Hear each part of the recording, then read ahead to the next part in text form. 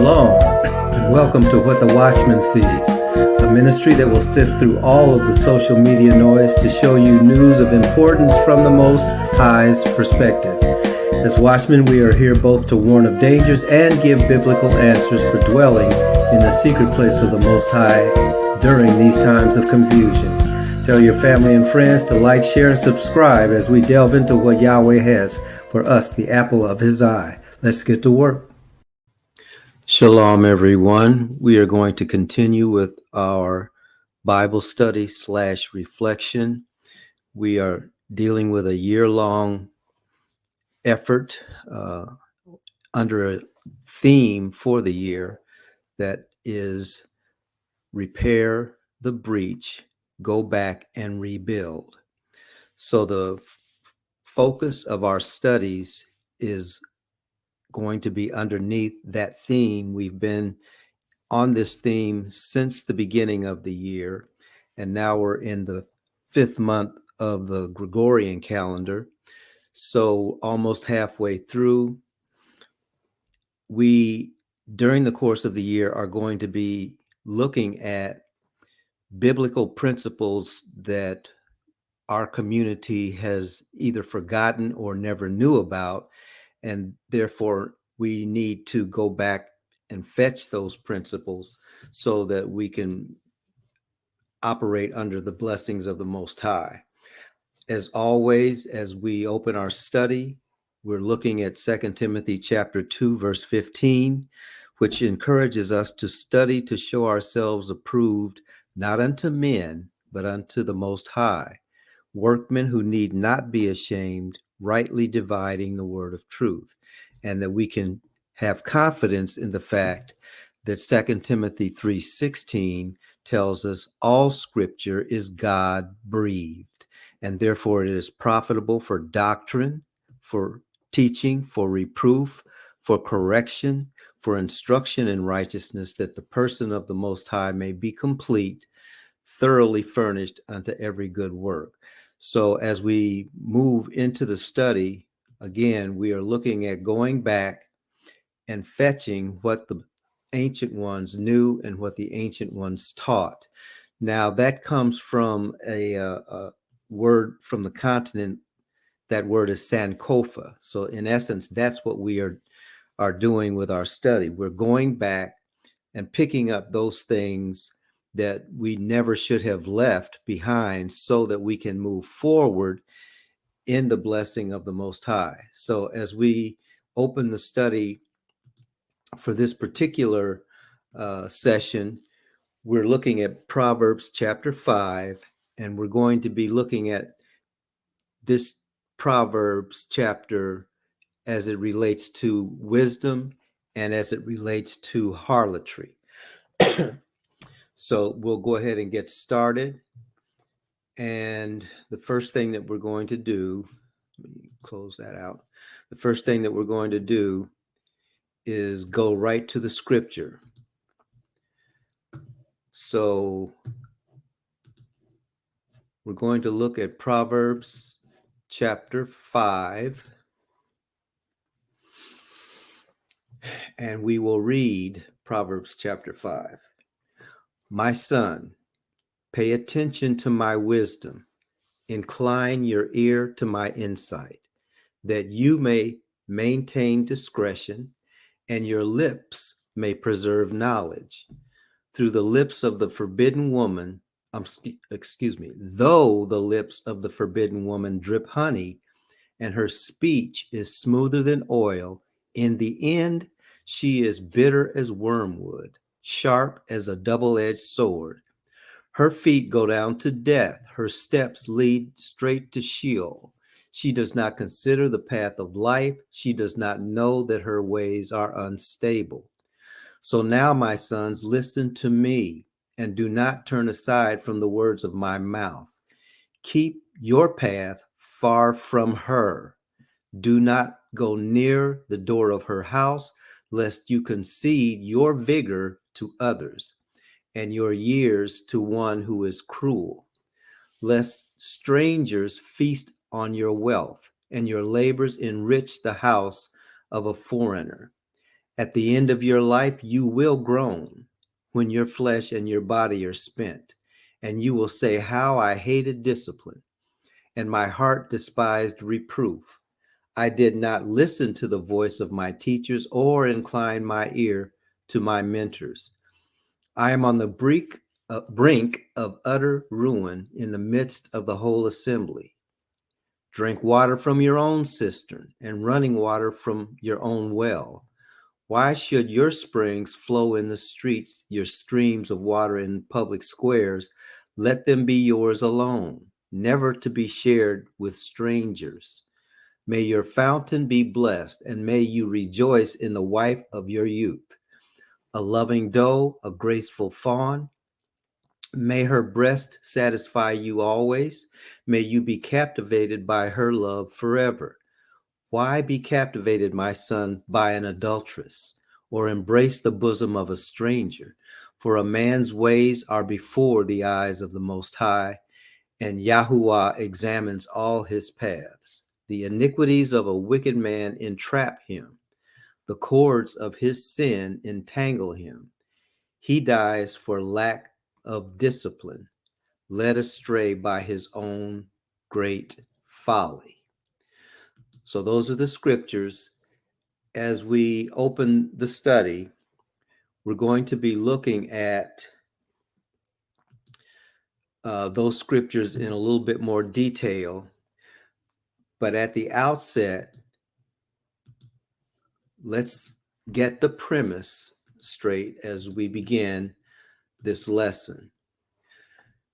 First of all, this is a continuation of how we go back and put into place that which the Most High gave us. It all starts with Deuteronomy chapter 6, verse 6, which is the Shema. And it has to do with, hear, O Israel. Okay. And so if you look at the first verses of chapter 5 of the Proverbs, you will see the same thing. My son, listen. Okay. And so that is the same thing that the Most High is telling us, his people. Hear, O Israel, Yahuwah, your creator, is one Elohim, and you shall love him with all your heart, with all your soul, and with all your might. And these things that you have heard, I want you to teach to your children. And so in doing so, you teach them to your children when you're walking, when they rise up, when they lie down, when they're walking in the way, when you're walking in the way with them. And then it also says to bind them. They shall be a sign for you on your hand and a reminder on your forehead, that the law of Yahuwah is to be on your lips. That's going to come up again through this study. Okay, so that's from Exodus chapter 13.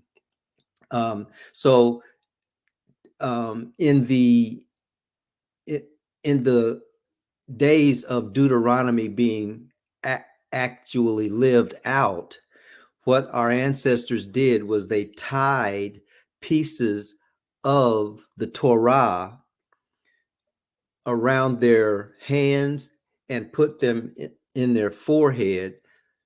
And what was in their hands and on their forehead was the word of the Most High. And in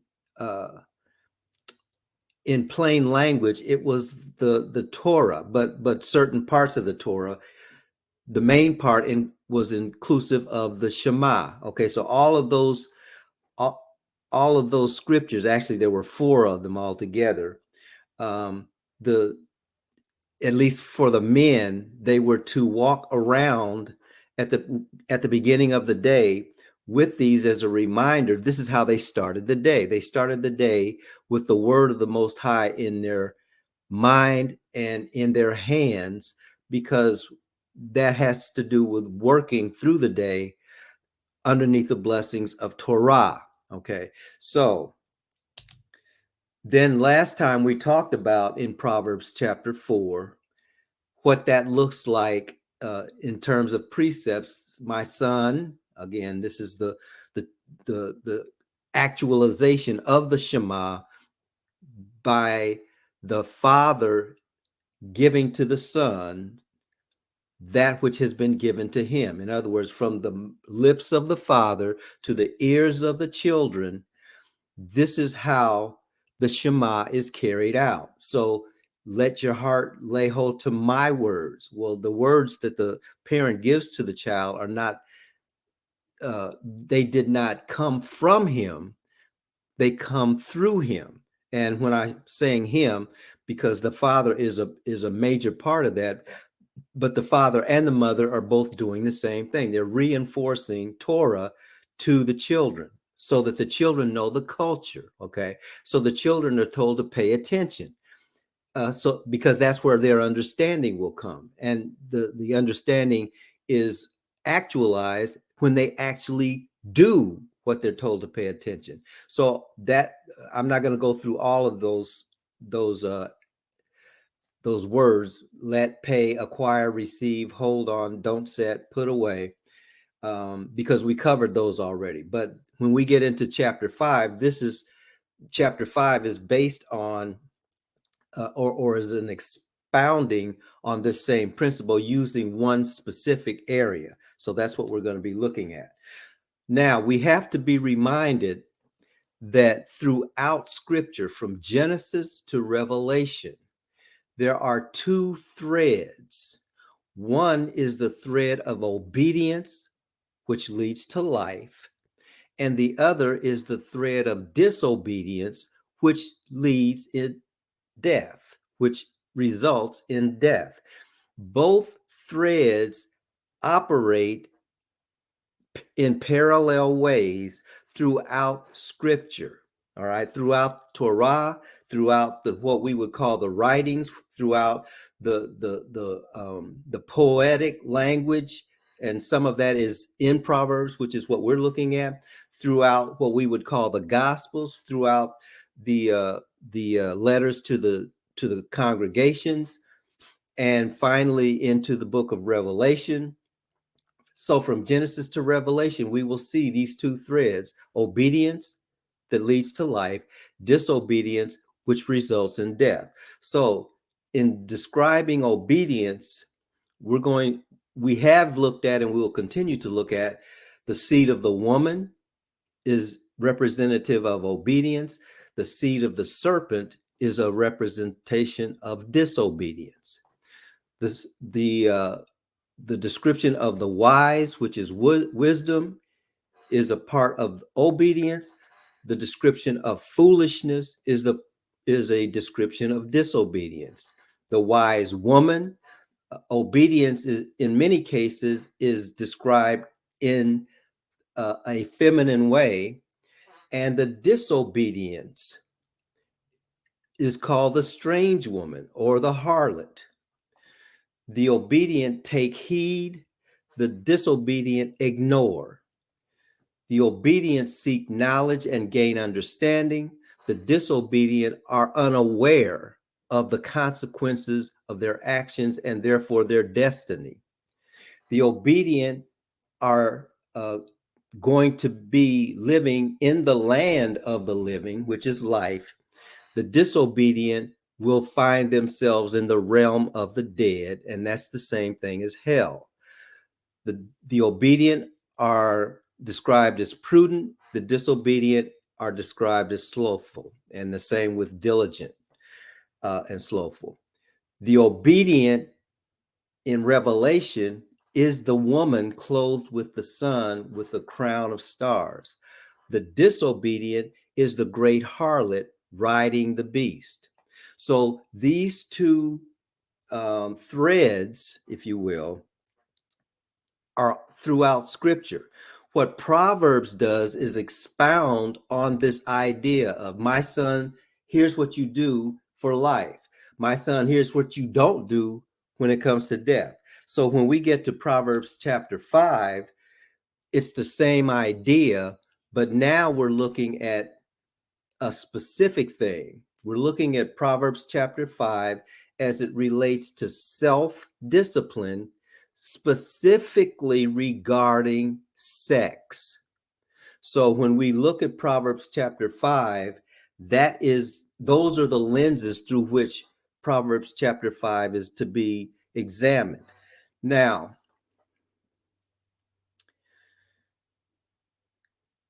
the scriptures and the Spirit are resurrecting, if you will, or bringing back to life, if you will, the dry bones of Israel.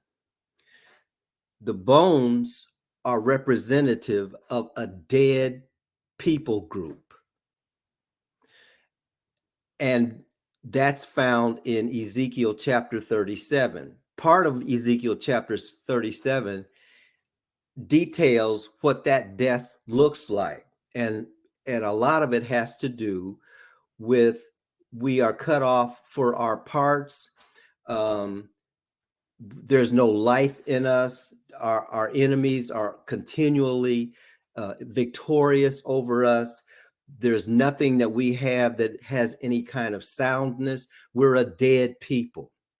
And so that's how we are relating the theme of this year, because what the theme of this year is saying, it's time to arise from the dead. It's time to wake up. And the way that we wake up is by renewing and allowing our souls to be renewed by the word, because as Ezekiel was told to prophesy over the dry bones, that's what we are doing. We are prophesying over a dead community that the Most High wants to bring you back to life. All right. Now, one of the ways that we found ourselves in the position of death is this area, sex. So that's why this chapter, when we look at what's being said, is so important, because this also gives us the way of escape, the way to be resurrected to life and not have to deal with the consequences of death. All right. So the premise, which is extremely important as well, has to do with who's giving the message and to whom the message is being by whom is the message being received. The message is being given by the king, and the king is delivering these words to his son, to his children, who also are royalty and are going to be in positions of rulership and leadership. So the premise is, you got to get yourself in order first before you try to or before you assume the position of leading an entire nation, or or even more closely to home, leading your own family. So before you can lead your own family, you have to lead yourself. And so the premise is that effective leadership over others requires effective and godly rulership over one's self. So the rulership comes from the word. So when the word is given to current and future leaders, what is first done with it is that they take that and surrender their souls to that, so that they can be effective as they, in a surrendered and godly manner, can help others who are going to be underneath their charge. Okay, so it says, my son, let the language of or your lips, let the lips of wisdom preserve knowledge. So again, we're going back to those two threads. Wisdom is on the obedience side. All right. And so wisdom actually speaks to us, and wisdom speaks to us via the word of the Most High. The word of the Most High is given to us by those who are in positions of distributing the blessings of life to us, which in the initial stages would be your parents. It's your parents. Okay, that's why the king says to his son, Listen to my words. Okay. The parents give the words first. So the language of wisdom is what the parents are giving. The parents do not get that language from their own self. That language comes through them, not emanating from them. Okay. So as a parent, my job was, and I'm saying was because my children are now grown, but when they were young, my job was to impart wisdom of of the Most High that had been given to me. Okay, so he's saying, let the language of wisdom preserve knowledge. And it uses the word lips because the language actually comes out of the lip. Okay. Now that's the wisdom part. Verse 3 says there's also another language, the lips of the strange woman or the harlot. So now we have the opposite juxtaposed against the righteous. Okay, and it's called the strange woman or the harlot or the whore.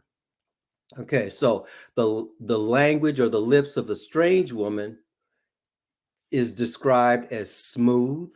It's described as sweet, and that language takes that strange woman on a path. That woman is walking somewhere. She is walking directly into hell. That's where the harlot, that's where the whore is headed. She's headed to hell. And if you follow her, you're headed to hell.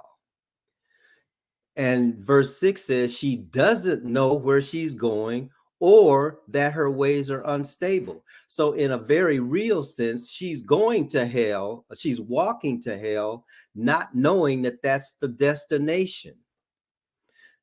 So, the son, the child of he who is going to impart leadership, or is in the position of the leader, giving this to his children, is saying, don't listen to the language of the strange woman, because although it sounds good, it sounds sweet, the end result is hell. Not hell after you die, which is one of the misunderstandings. This hell is going on right now. This is the hell that we're living in. And that's why this scripture is so important. Now, if we continue in this hell, then eternally, that's where we stay. But the hell doesn't start after we die. The hell is going on right now. Okay. And that's where in verse 6, it says she doesn't know where she's going. We have an entire group of people walking around not knowing where they're going. And therefore, all of their ways, all of our ways, because I'm not distancing myself from this thing. This is the blessing coming down from heaven through this speaker. Okay, so the end result of not knowing where you're going is you're always unstable. There is no stability in your life. That's what hell is. So then it talks about very specifically, so why did I say that this is self-discipline regarding sex? This is really talking about adultery and fornication. Okay. And when you look at the trajectory of our people, what you will find as we are living in this hell is that much of it is based on or surrounding or energized by adultery and fornication, which is sex that is outside of the blessing of the Most High. So adultery and fornication are actually personified as the strange woman in the teaching of this lesson. Okay. So what the son is being told to do is not in regard to sex.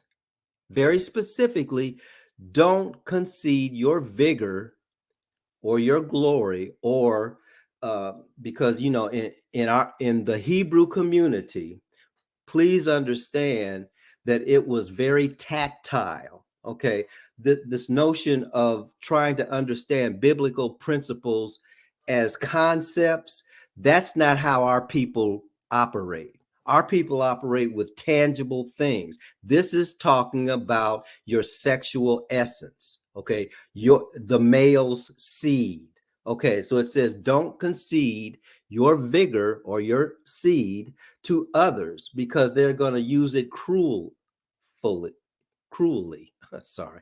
And then verse 10, it says, if you concede your vigor, then strangers or idolaters who are working in concert with this strange woman will feast on your wealth. And see, the wealth of the man is in his seed.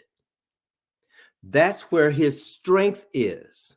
And so when you give your strength to women who are strange women or whores, then what happens is the culture of the whore uses your energy. And what it does is it energizes itself and it becomes larger, and you decrease in your virility. All right. So that's what the son is being told by his father. And all of it has to do with the act of sex. Here's what we don't understand, because we live in such a hypersexual society. The act of sex is actually from heaven the act of sustaining life and perpetuating life. That's what it's all about. We in this society have bifurcated the purpose. So all we're looking at is how it feels. But from the Most High, He made it feel good so that we would continue to produce life. And when you do that outside of the will of the Most High, rather than producing life, you produce death. Well, where is death? It's from hell. And so you actually create hell on the earth when you are dealing outside of the will of the Most High regarding your sexual life. So what ends up happening is, and in my generation, we're all at this age where we understand this next principle. At the end of your life, you will look back and see how much you have wasted. That's what the youth is being told by the father of the house, as the scriptures say, "Hear, O Israel." Okay, so when the father is giving the precepts and the statutes and the laws to the children, this is one of the precepts. This is one of the statutes. This is one of the laws. Okay, the law has to do with, don't connect yourself with a harlot. Now let's step back just a little bit so that you understand what I'm saying. You can be a whore of either gender. Okay. The woman is called a whore, the man is called a whoremonger, but the operative word is whore or harlot.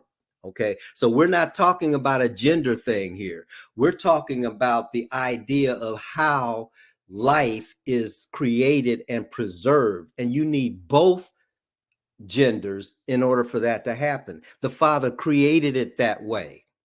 All right. So what he's saying is, when we concede our vigor, specifically talking to the Son, the Father talking to the Son, the words of coming out of the lips of the Father going into the ears of the Son, when you give your seed, your essence, to others who are of the harlot category, you're actually feeding death.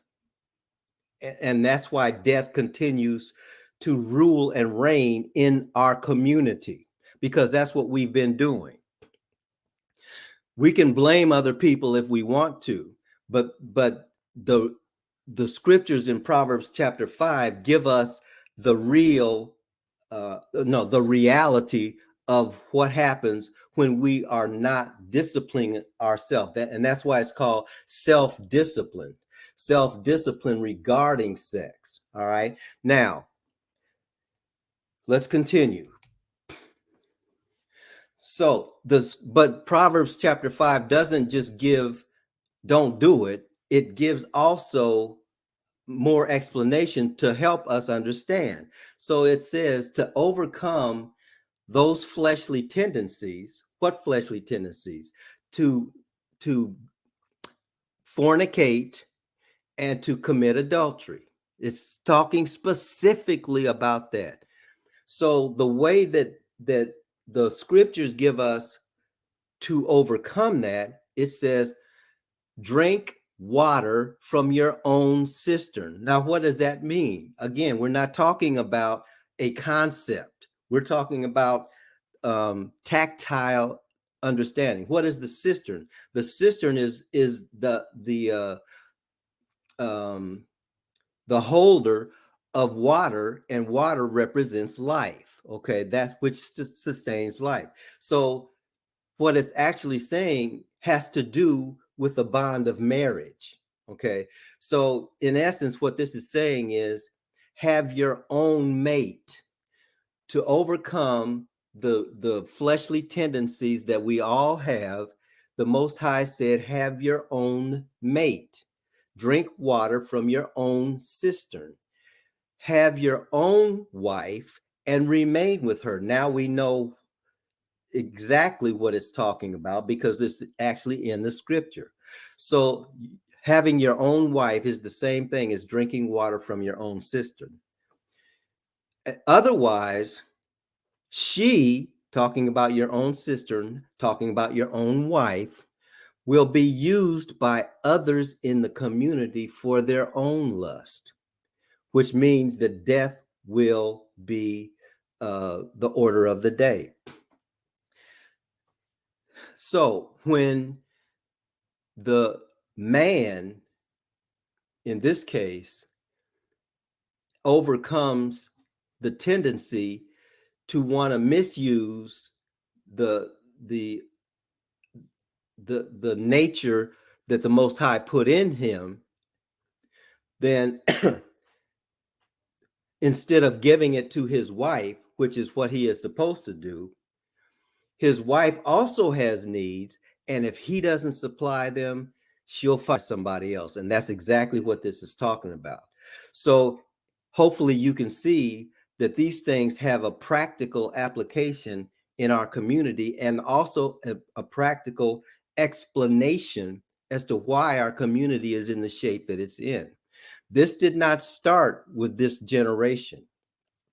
This started way back when men were and women were first on the earth. This is something. One of the reasons why Israel was brought together by the Most High was to give an example to the rest of the world as to what godly living looked like. So Israel was to be that example. That's why he put the Torah in Israel. And excuse me. And Israel, being human beings, had a way of escape from creating this world that the Father was going to have to destroy because of this very thing. Okay. So rather than having your wife being used by others in the community for their lust, she is satisfied with her relationship with you because that's how the Father set things up. And you are satisfied with her because that's how the Father set things up. And so when both of you surrender yourselves to this truth, then the blessing flows from that, and your children are blessed because they see that in their parents. They emulate that, and when they are looking for their mate, and pretty soon you have an entire community with a standard of living that is based on the word. Go back and fetch what the Most High gave you from the very beginning. Okay. And so then there is rejoicing when you stay faithful to the wife of your youth. That's what the scriptures say. So this whole thing about, well, she's boring, or he doesn't do what he's supposed to do. None of that rules in a godly house. What rules in a godly house is surrendered people to this teaching produce a rejoiced state of being within themselves and between one another, and their house is a house of shalom. Their house is a house of peace. And all of it is based on your being faithful to the wife of your youth, drinking water from your own cistern. So if you want to know, again, how to get the community out of the dire circumstances that we're in, now there are lots of other things that have to happen, but this is one of the primary ones, because this one has been going on, again, for hundreds of generations. Okay, we've gotten it wrong most of our time on the earth, but when we get right, then that's where the blessing is. Okay, so having intimate relationships with others has consequences, both positively and negatively. Okay, so the son is being told by the father, if you don't get this right, then you're going to be entrapped, and it says you will be entangled with the cords of sin. That has to do with a snare, if you will, or that which is used to trap animals or birds so that they can be eaten by the people who lay out the trap. Okay, well, Satan uses sex to entrap us, and then when we are caught up in the cords of sin, then he can eat us. Okay. And that's where it says you will die for your lack of discipline. Had we not gotten entangled in the cords of sin, because we are disciplined, and we have, see, to be disciplined means to follow a teaching. That's what discipline is. Discipline and disciple are the same word. A disciple is one under discipline. The discipline is the teaching. So when we call ourselves disciples of Yeshua, that means that we're under the teaching of Yeshua. That's the part, again, in our community. Even though we have been in church all of our lives, we have not been underneath the discipleship or the teaching of Yeshua. That's the whole purpose of the church, y'all. The whole purpose of the church is to create disciples, people who are under a system of discipline, because it's the discipline that brings life. If you have no discipline, you have death. That's what we have in the community. We have undisciplined children feeding back to us our undisciplined lives. And the end result of that is bullets on the street going into bodies that are leaving here way too soon. That's undisciplined. So in order to create a community where life is promoted and sustained, this is one of the ways you create life, by being under the discipline when it comes to finding your own wife, staying with your own wife, and producing children who are going to look for their mates and stay with their mates as well. So when you do that, you have a community that is producing life. When you don't do that, you have a community that produces death. That's what the Most High is calling us out of. Okay, we know how death looks. Okay. Now it's time for us to see how life looks. So that's what the Father had for us during this lesson and at this lesson. The Father bless you and keep you. The Father make his face to shine upon you and be gracious to you. The Father lift up his countenance upon you and give you his shalom.